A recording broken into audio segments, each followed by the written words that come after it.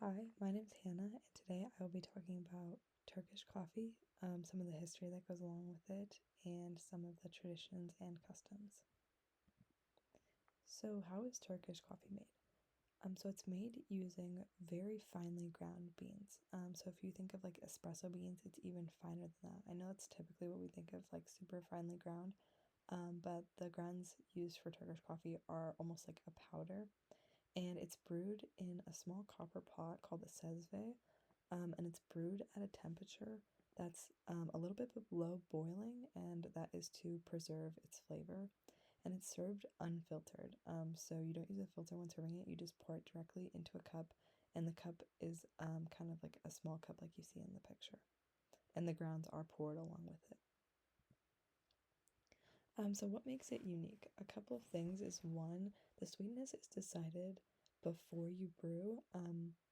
So you wouldn't add sugar later. You would decide how sweet you would want it before you make it.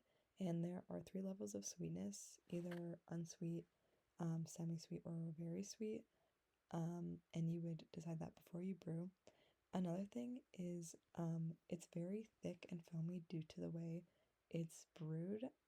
So due to the temperature it's brewed at and due to keeping the grounds in it when serving, it ends up being very thick, and serving it with lots of foam is considered an art and a sign of respect. So there's a very thick layer of foam on top, and it's served in a small cup, kind of like you saw in the picture before. And the cup is typically either very decorated or has some sort of significance within a household. And lastly, this coffee is not super caffeinated like we would typically consider our coffee. It's less caffeinated because of the way it's brewed and the size of the cup. So, a little bit of history. It was first discovered by a goat herder in Ethiopia, and the folklore goes basically the goat herder's goats ate this mystery berry and started to become really energetic. And so the goat herder ate the same berry, which was a coffee bean, and also was energetic. And so the word got around that there was this magic bean that made people energetic, and eventually that turned into coffee. That's kind of the story there. But it became a part of the Ottoman Empire in the early 16th century, and originally it was just for royalty and it only stayed in the palace. And it wasn't until 1554 where the first coffee house was open to the public, and that was in Istanbul.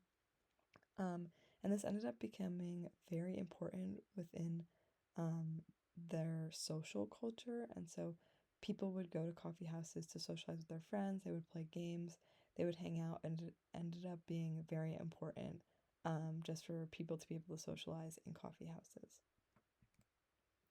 And then Turkish coffee ended up spreading westward. So it ended up in places like Venice, Paris, and London in the 17th century. And this ended up being the reason that a lot of adaptations were made to this coffee. So, like espresso and adding sugar and spices and milk to coffee, all kind of came from the original Turkish coffee once it spread westward into Europe more. So some of the traditions and etiquette that go along with Turkish coffee is it's typically served during social gatherings, so like weddings or big friend and family gatherings, you would serve it, and it's typically served as dessert at the very end of the day. So if you were to have like a big dinner or whatever, you would serve the coffee along with dessert. So if you're serving it, it's polite to first ask your guests how sweet they want their coffee. So, like I had mentioned, the three levels before, you would ask them how sweet they want it. And then when you do serve it, you serve it with a glass of water in order to cleanse your palate, and with a Turkish delight or a sweet. This type of coffee exists in a lot of different cultures. So I know it exists in like Greece and Bosnia and a lot of Middle Eastern countries. So my family's Middle Eastern and we do something very similar. So typically we would eat like fruit or something at the end as our dessert with our coffee. And then you're also supposed to drink it slowly, just to show that you're really there for the experience. The coffee is really just a means to socialize and get to talk with your friends and family. And then finally, this is my favorite part. At the very end of drinking your coffee, you're supposed to leave a little bit of your grounds and then flip over your cup onto the like little plate that it has and swirl it around and let it sit, and then it creates kind of like a crust of your grounds that are in a pattern, and you can read it to um, see your fortune. So I guess you wouldn't read it. It's someone who knows how to read it would read it. But I have a little picture of what it kind of looks like. Um, but it's kind of a fun way to end the gathering, to read your fortune, and it kind of just says a little bit about what is to come in your future.